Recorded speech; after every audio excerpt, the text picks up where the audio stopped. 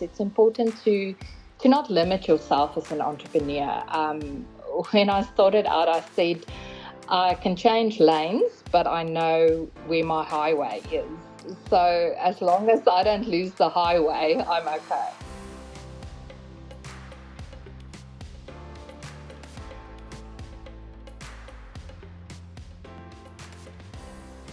Welcome to another edition of Expedition Business, where we talk to inspiring South African entrepreneurs about the highs and lows of their business journey and how on earth they manage to keep the flame of business adventure burning. Because facing your day with a smile is sometimes the toughest thing you have to do. My name is Christelle Rosley Venter, your host and the one in the pound seats. Because today I'm talking to Anita du Toit, founder and franchise development consultant at Franchising Fundi. But before I introduce Anita to you, I would like to remind you to subscribe, like, comment, and share this podcast with as many of your friends and family as possible. Without your help, we cannot continue to share the amazing stories of our South African entrepreneurs. But back to why we are here today. Anita du Toit is the founder and franchise development consultant at Franchise Fundi. She has more than 26 years of franchise consulting experience across the telecommunications, automotive, restaurant, and retail industries. During these years, Anita has been involved in franchise consulting at Deloitte, Franchising Plus, and F&B, to name but a few, and has served on the board of a franchising association of South Africa for a number of years. Anita boasts an impressive list of franchisors who enlisted her services, but what I find extremely interesting is her track record on social franchising. Anita, I believe you have also led the world's first social franchise accelerator project in partnership with the University of Cape Town's Graduate School of Business and the International Center for Social Franchising, a project that the Rockefeller Foundation funded. I found this pretty impressive, but do you want to expand a little bit on this? Thanks, Christelle, and thanks for the opportunity. Yes, that was an amazing project. I happened to start exploring social impact franchising, as it's also known, in the early 2000s when the DTI commissioned me to do a study on it. And I just started publishing articles on it, and people started contacting me about, to get more information, even quoting me without my knowledge. And then I was contacted by Dr. Francois Bonici, who headed up the Bertha Center at the University of Cape Town's management school, business management school. And he was hosting a big event on social franchising, and they just got people from all over the world together, and we just spent 2 days talking and sharing and learning so much. And also in attendance was Dan Berelovitz from they were then known as the International Center for Social Franchising. And Dan, through his connections, heard about funding becoming available for an accelerator. He got the three of us together and we submitted our proposal and won the funding. And what that really was about is we started with a wide invitation to social impact organizations, NGOs, as many people know them, or nonprofits, to participate in this project, to look at franchising as a way for nonprofits and social impact organizations to achieve. So they then came in and we put them through a rigorous course on what franchising is about, and social franchising specifically. And that acted as a filter because many of them then said, no, this isn't for us. But then we still had quite a few people interested in going through the process, and we had space for 4 to 5 organizations to undergo quite a rigorous mentoring program. So we then went through a selection process and ended up with a cohort of organizations that we then put through our methodology to help them think about their scaling and to help them identify what they would need to become ready to scale through using the mechanism of franchising. So it was very exciting. Wow. But just quickly, why would one not just go and do a normal MPO like everyone knows it? You see, the problem is people keep reinventing the wheel. So there are so many social purpose organizations that all kind of try to do their own thing, like, to solve a social problem. Let's talk, for example, about early childhood development. We know that South Africa has many problems, and one of these problems are that not enough children are accessing quality early childhood development programs. And there are a multitude of organizations that play in this space. And they all have different approaches and different solutions. But if you could get a program that really works, that shows potential for scalability, and you put more muscle behind that, if I can say that, if you can put funding to that and structures and systems, those mechanisms of franchising that makes franchising work, then the theory is that they could scale more effectively. And let's say there's a social purpose organization that adopts their brand name and their methodology, they can have greater impact. So that is kind of the driving force behind the thinking of developing social impact franchises. Okay. But you don't just work in the social franchising space. You also work with normal franchises, helping franchisors to scale their businesses.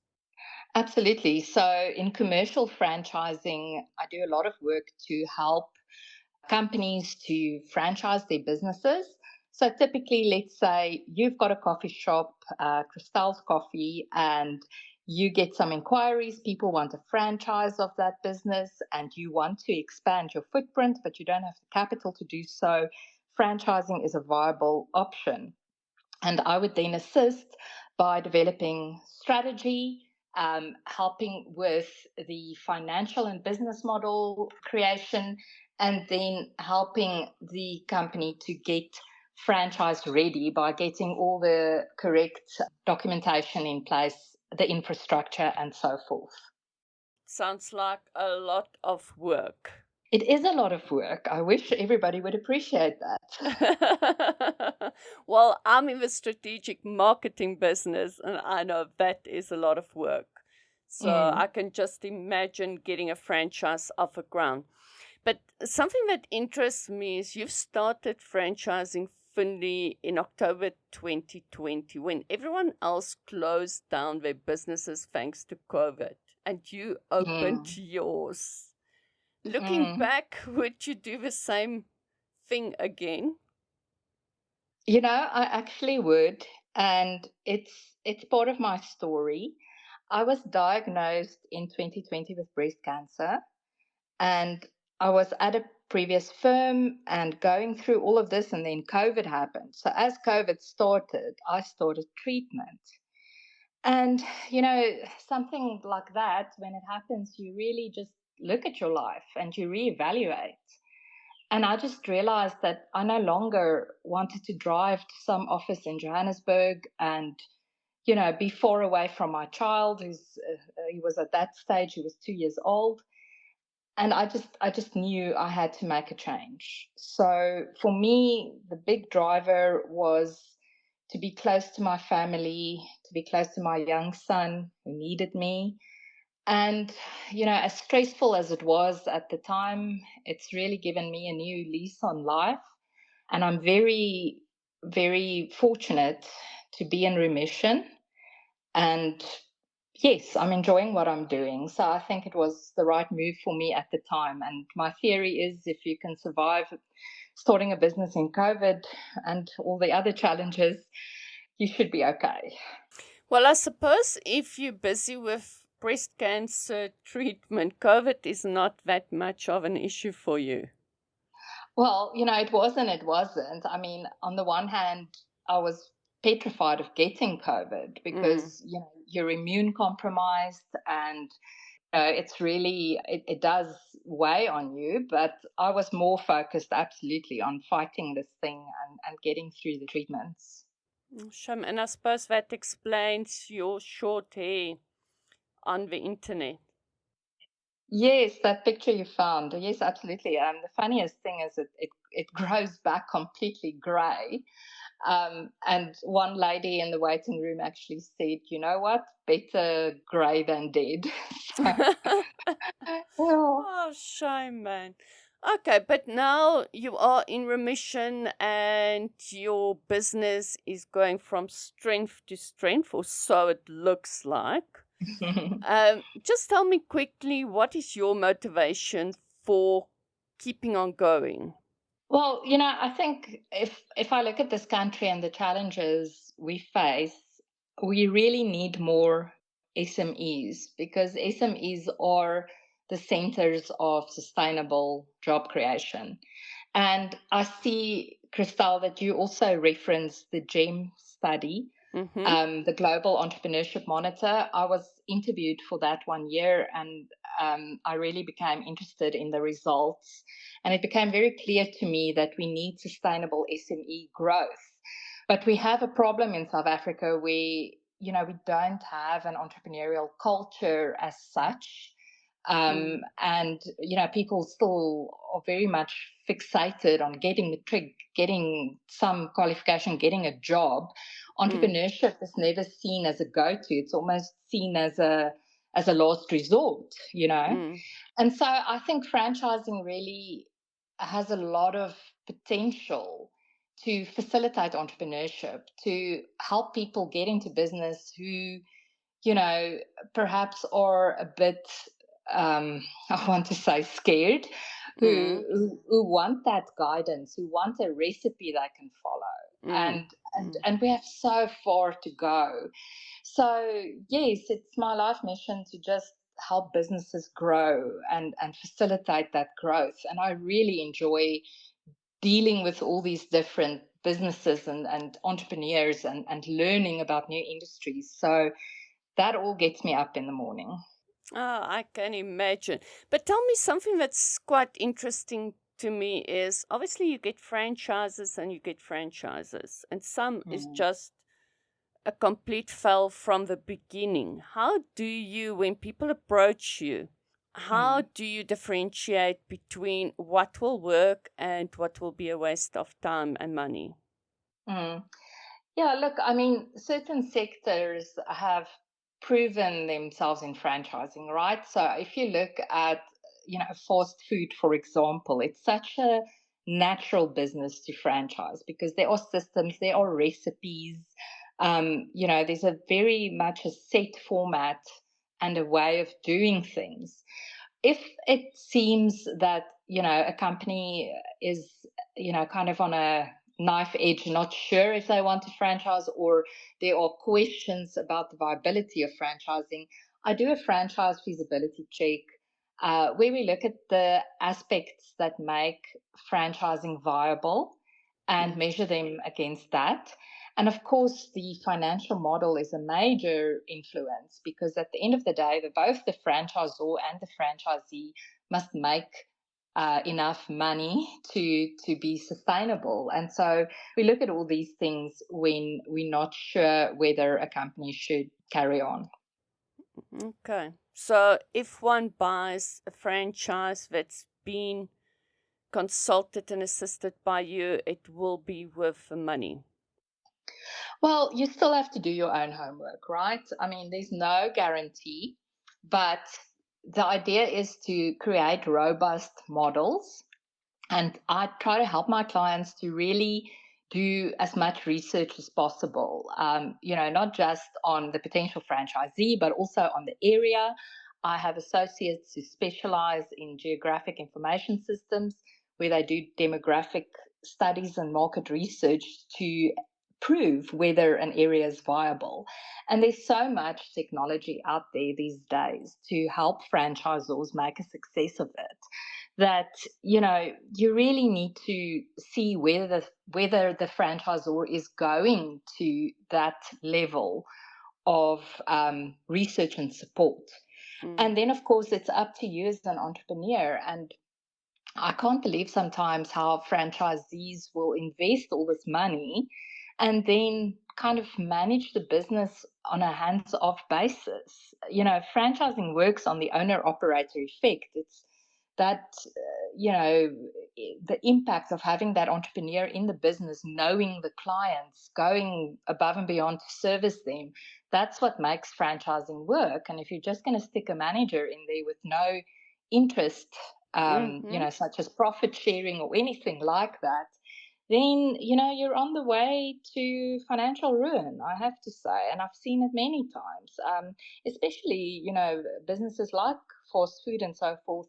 There's so much that can go wrong, from health and safety and hygiene to shrinkage and who knows what else. So the franchisee must understand that they themselves are a big factor in all of this. Mm. And it's not just a case of working on top of your business instead of inside your business, as a lot Yes. of business coaches say you should be doing. Yeah, I think, and that I suppose that can also happen, that a franchisee becomes so bogged down with operations that they forget about marketing, or they don't even pay attention to financial indicators, and I've Mm. seen that as well. Scary stuff where a franchisee said to me, "Oh, she hasn't had an accountant for 2 years." And I'm like, how do you function?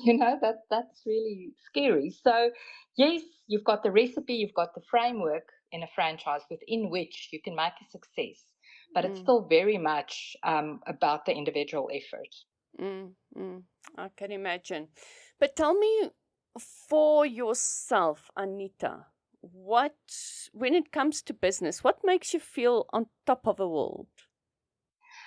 Well, for me, I love it when a client says, wow, you really helped us to look at things differently. And I think, that's the story with entrepreneurs, is that we get so bogged down in operations that we don't have a helicopter view anymore. And sometimes it takes a consultant coming in to help you to see what other opportunities there are, and what you're basically missing by not doing certain things. At the moment, I'm doing a lot of reviews, a Franchise Fundi review, where I help existing franchises that are out there already, they've got franchisees, to just recalibrate and relook their systems, because, perhaps they started and the first few branches were exceptional, but then it gets diluted because they run around, operationally. All sorts of things happen along the way, and, through no fault of their own, but simply not knowing what they don't know, Mm-hmm. these franchisors can get themselves into sticky situations. And then it just helps to get a pair of eyes from outside to look and to recalibrate your franchise to really pave the way for success going forward. Mm. The fact that you've been successful for a number of years does not guarantee success going forward. Absolutely. I mean, sometimes it's a bit of a fluke. You're in a great industry that everybody wants you. Interestingly, people are addicted to coffee. So there's a lot of coffee franchises around at the Mm-hmm. moment. And sometimes, you're just in the right place at the right time, and people will buy from you. But then how do you keep your customers, and how do you keep those franchisees motivated? So, yes, I think there are a number of factors that can contribute to success, especially starting out. It's the world is your oyster. You Mm-hmm. basically can go anywhere, and your first few sites are usually no-brainers because, of course, you need to be where the people are. But then it becomes tricky, once you've given away the sentence of the world, where do you go next? And that's where you need, a review, and to look at it and say, do we have a strategy? Do we know where we're going? Or are we simply being reactive and going to places where franchisees want us? Mm. Mm. I suppose sometimes if you look at the geographics, certain places might surprise you, where a far-off place like Secunda might be much more worthwhile than investing right in the middle of Joburg CBD. Well, not CBD, Joburg town. No, I don't think anyone Yes. wants to open in Joburg CBD Well, anymore. it depends who your market is, Christelle. I suppose so. Hey. Very Yeah. much depends on it. But Anita, you sound so energized. Do you ever get days where you feel like you want to just run away and become a full-time house mum and just stop doing business because you're fed up? Or do you never ever get those days? Oh no, I do get those days for sure. I think being an entrepreneur is super tough. As a consultant, you would know this. You're always filling the funnel.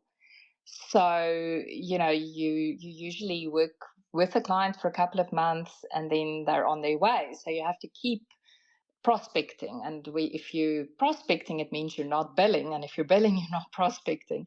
So that can get a bit much, but I think it's important that you recognize it when you get to the stage of burnout and that you take a step back. And as you say, that's the time that you need to again start working on the business.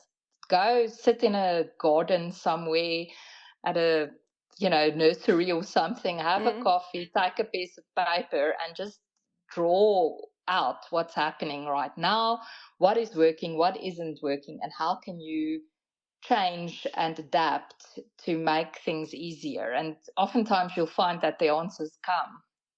mm, mm. And yeah, I suppose having your son with you also inspires you to some extent to keep on going. Well, we have to pay school fees, so yeah, I must say, having a 5-year-old really energizes you in ways that you didn't know was possible. Those 6:30 wake ups on a Saturday morning, but yeah, I mean, it's amazing to see his energy and his interest and curiosity about life, and I think that's something that we can all have more of. Curiosity to say, why is this happening? What can I do? What is in my control? What is not in my control? So, yeah, I think being a mother is a very important role to me, and in having my own business, I have flexibility. I don't have anyone relying on me, so I can be there for him when he needs me. Mm, mm. Which is going to become even more important when he goes to school and you have to attend all those competitions and functions, Oh yes, I hope he etc. doesn't play a sport like cricket where you have to sit there all day. I don't think I'll do well with Well, you just have to have an awesome battery for your laptop that. and True. good Wi Fi. But Yes. tell me on a day to day, what type of challenges do you face? Yeah, I mean, I think, like I said, it's generating leads most of the time. Finding new ways to do marketing, although I find that networking is absolutely the best way. And then servicing clients and making time for marketing. I think it's very typical that entrepreneurs are focused on their clients and they forget about their own business. So you're Mm, so busy chasing deadlines, and then one morning you wake up and all the projects are done, and now what? So I mm, find that very challenging. mm. The sales part on a continuous basis. Yeah, I would say not so much the sales, but generating sales leads, because Mm, I can't force anyone to franchise their business. They've got to be ready for it. So I often have conversations with entrepreneurs, and after a while they go, "Oh, I'm not so sure if I'm ready, but send me a proposal." But you just know that they still need to iron out some elements in their business before they'll be ready to franchise. So I think that's the tough part, and therefore, I'm also looking at ways of broadening my scope. I've done, in conjunction with a marketing company, Think Leverage. I've done a lot of work with them, helping clients with facilitation of business strategy and putting together training programs and so forth. And I think, yes, it's important to not limit yourself as an entrepreneur. When I started out, I said, I can change lanes, but I know where my highway is. So Mm. as long as I don't lose the highway, I'm okay. That is so important to remember. I Mm. definitely have to write that one down. But tell me, Anita, you also, I assume, assist prospective franchisees to find the ideal franchise for them. So the way I help them is I have a website called franchiseopportunities.co.za. There's a dash franchise dash opportunities. It's also known as Franchise Seek SA.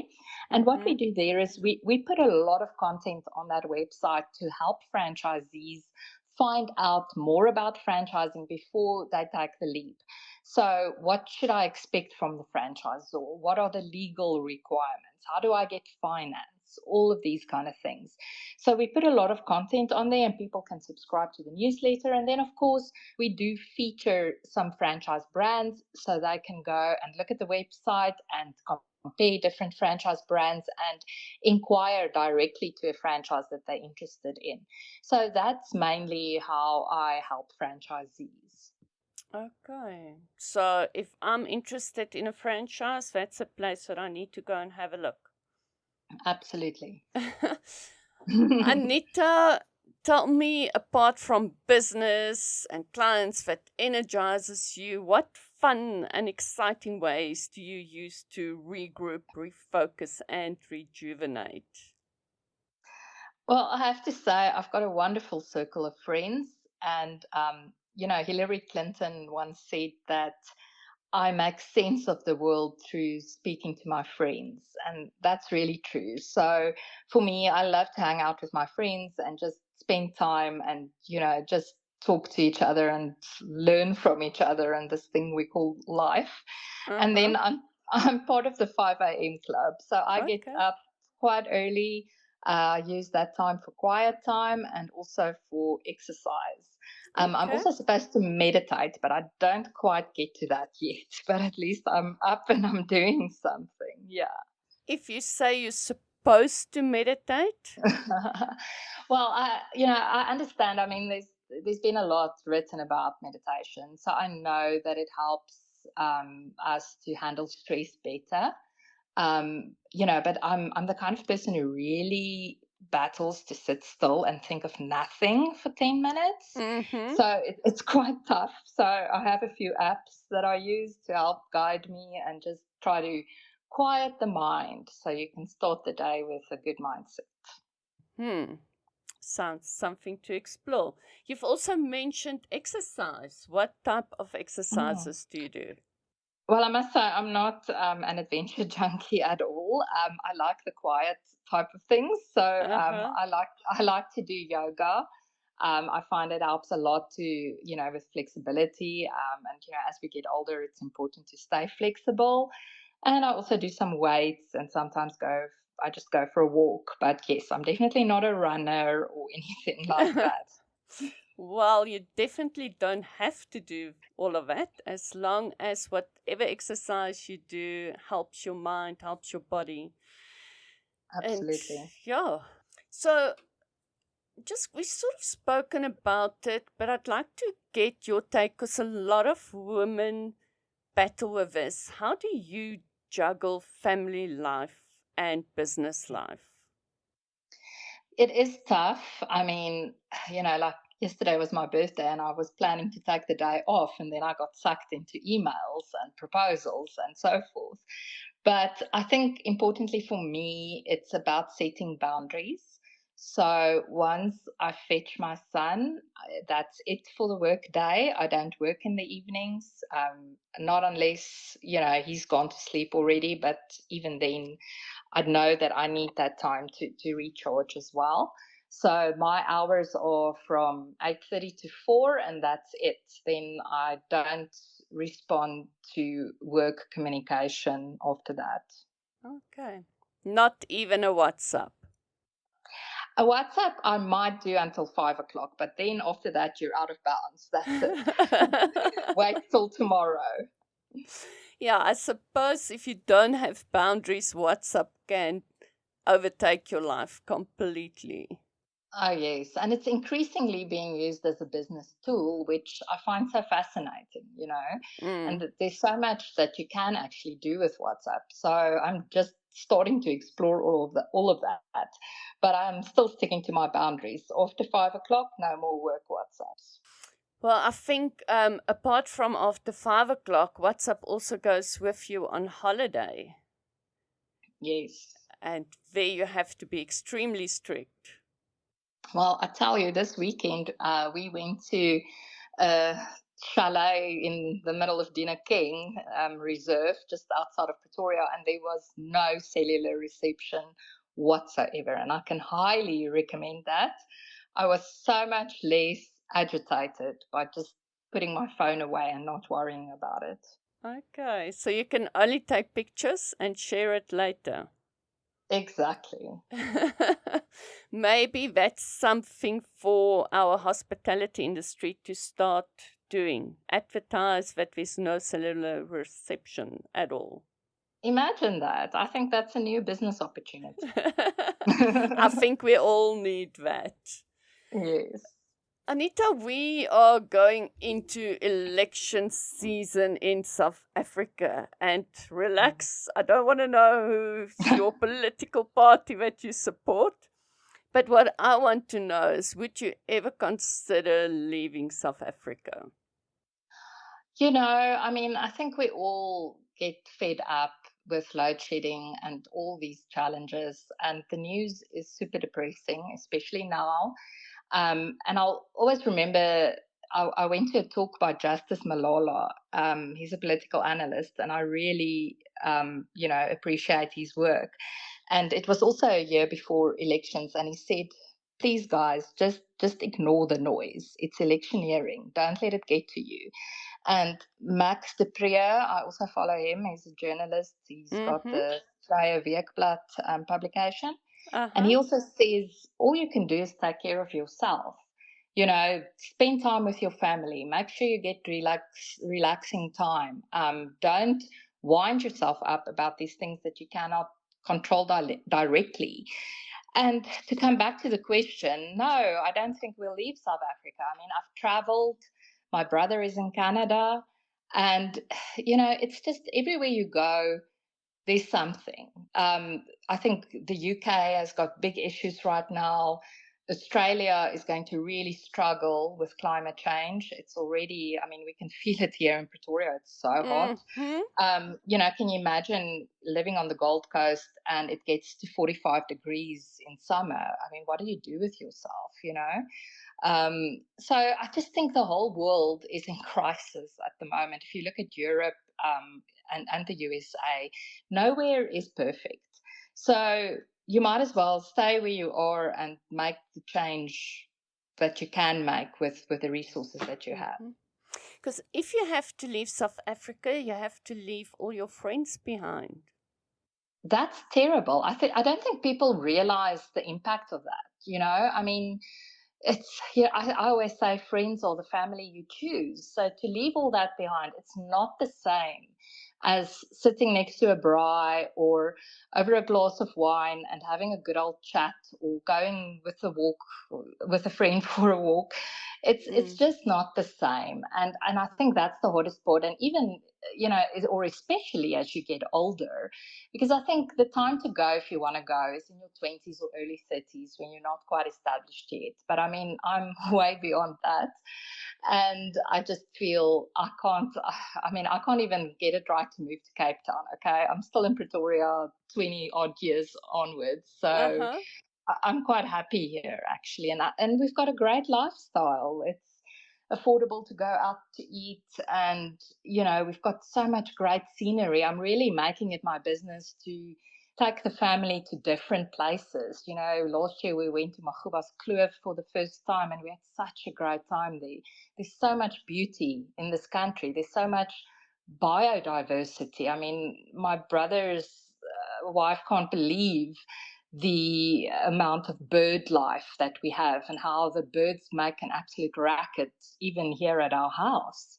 So Mm. I can't imagine just living somewhere where all you see is snow and mountain goats.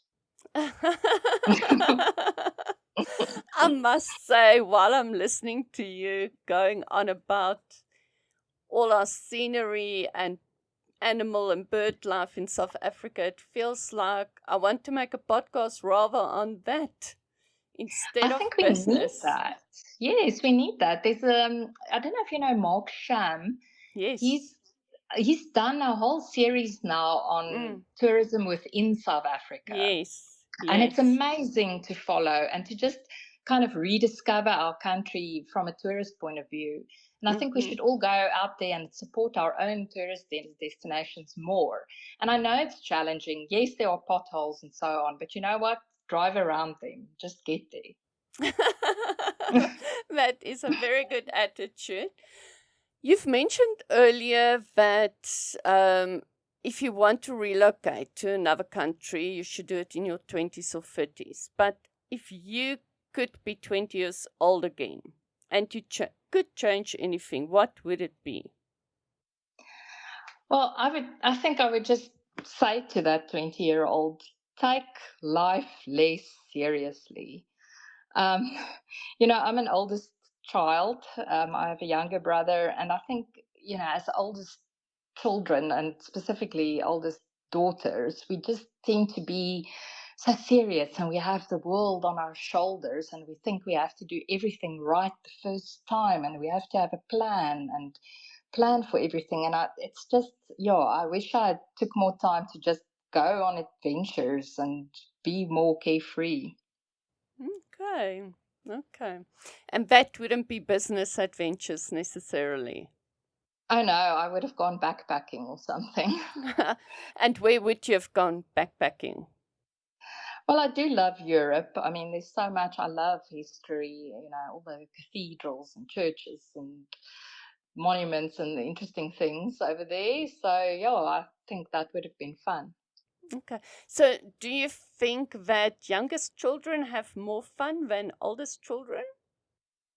I do think so. I mean, I can see it in my friends where the second children are always, they tend to be more carefree, they tend to take more risks.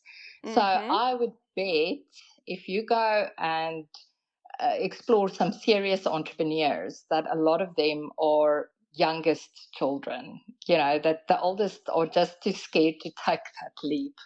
Interesting. I'm child number 6.